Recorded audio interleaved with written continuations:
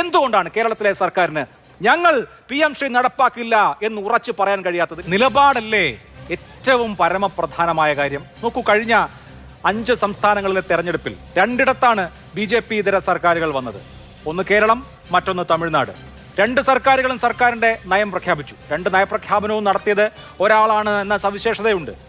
കേരളത്തിലെ സർക്കാരിന്റെ നയപ്രഖ്യാപനത്തിന് മുമ്പ് വന്ദേമാതരം പാടി. തമിഴ്നാട്ടിലെ സർക്കാരിന്റെ നയപ്രഖ്യാപന പ്രസംഗ വേളയിൽ വന്ദേമാതരം ഇല്ല.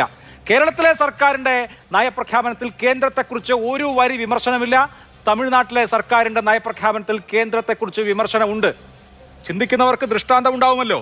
ഈ വിഷയം വളരെ സ്പെസിഫിക് ആയി ഇന്ന് തമിഴ്നാട് നിയമസഭയിൽ നയപ്രഖ്യാപന പ്രസംഗത്തിൽ പറഞ്ഞു.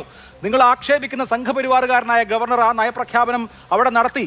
NEP നടപ്പാക്കില്ല എന്ന് വിജയുടെ സർക്കാർ അസന്നിഗ്ധമായി പ്രഖ്യാപിച്ചു. ഞാൻ ആ വാചകം വായിക്കാം. The government will strongly oppose the national education policy 2022 എന്ന് പറഞ്ഞിട്ട് അവർക്ക് കിട്ടാനുള്ള പണത്തെക്കുറിച്ച് പറയുന്നത് the money due to Tamil Nadu under the Samagra Shiksha Abhiyan will be released only if the 3-language formula under the national education policy is implemented is unacceptable എന്ന് പറയുന്നു. ഏറ്റവും ഒടുവിൽ പറയുന്നത് വിദ്യാഭ്യാസം കൺകറന്റ് ലിസ്റ്റിൽ നിന്ന് സ്റ്റേറ്റ് ലിസ്റ്റിലേക്ക് മാറ്റണമെന്നാണ്. 2 BJP വിരുദ്ധ സർക്കാരുകൾ, അതിൽ തമിഴ്നാട് സർക്കാരിന്റെ നിലപാട് അവർ നയപ്രഖ്യാപനത്തിൽ കൃത്യമായി എഴുതി വെച്ചിട്ടുണ്ട്. NEP നടപ്പാക്കാൻ പറ്റില്ല, ഞങ്ങൾ വിദ്യാഭ്യാസം സ്റ്റേറ്റ് ലിസ്റ്റിലേക്ക് മാറ്റണമെന്ന് ആവശ്യപ്പെടുന്നു.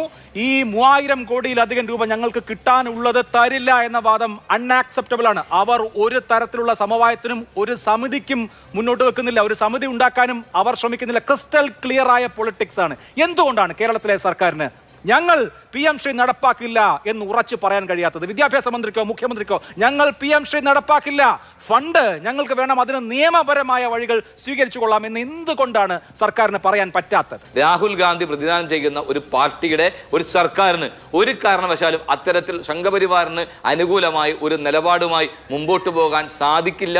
അങ്ങനെ ഒരു തീരുമാനം ഈ UDF-ന്റെ സർക്കാർ എടുക്കില്ലെന്ന് അസന്നിഗ്ധമായി പ്രഖ്യാപിക്കാൻ ഞങ്ങൾ ആഗ്രഹിക്കുകയാണ്. തീർച്ചയായിട്ടും സംഘപരിവാറിന്റെ ഏതെങ്കിലും ഒരു അജണ്ടക്ക് മുമ്പിൽ കീഴ്പ്പെട്ടുകൊണ്ട് മുമ്പോട്ട് പോകേണ്ടി വന്നാൽ ആ ഘട്ടത്തിൽ എന്ത് നിലപാട് സ്വീകരിക്കണം എന്നതിനെ സംബന്ധിച്ച് കൃത്യമായ ബോധ്യം ഞങ്ങൾക്കുണ്ട്. അതുകൊണ്ട് നിങ്ങൾ അത് കാണിച്ച് പിണറായി വിജയന്റെ ആ ശൈലി ഞങ്ങൾക്കില്ല എന്ന് പറയാൻ ഞങ്ങൾ ആഗ്രഹിക്കുകയാണ്. സംഘപരിവാരോട് രാജ്യത്തെമ്പാടും ഇന്നും ഈ മണിക്കൂറിലും പോരാടിക്കൊണ്ടിരിക്കുന്ന നേതാവ് രാഹുൽ ഗാന്ധിയാണ് ഞങ്ങളുടെ നേതാവ്. ആ രാഹുൽ ഗാന്ധിയുടെ നിലപാടിനനുസരിച്ച് തന്നെയായിരിക്കും കേരളത്തിലെ UDF-ന്റെ ഗവൺമെന്റ് മുമ്പോട്ട് പോവുക എന്നതിനെ സംബന്ധിച്ച് നിങ്ങൾക്ക് ഒരു തർക്കവുമില്ല. NEP ആയി പോയത് രാജസ്ഥാനിൽ ഒപ്പുവെച്ചത് ശരി. എന്തായാലും രാഹുൽ ഗാന്ധിയുടെ നിലപാടുകൾ പറയാനുള്ളത് മാത്രമല്ല പ്രവർത്തിക്കാനുള്ളത് കൂടിയാണ്. അപ്പോൾ വരുന്ന ദിവസങ്ങളിൽ ആ നിലപാട് പ്രവൃത്തിയുടെ രൂപത്തിൽ നമുക്ക് കാണാൻ കഴിയട്ടെ എന്ന് വിചാരിക്കാം.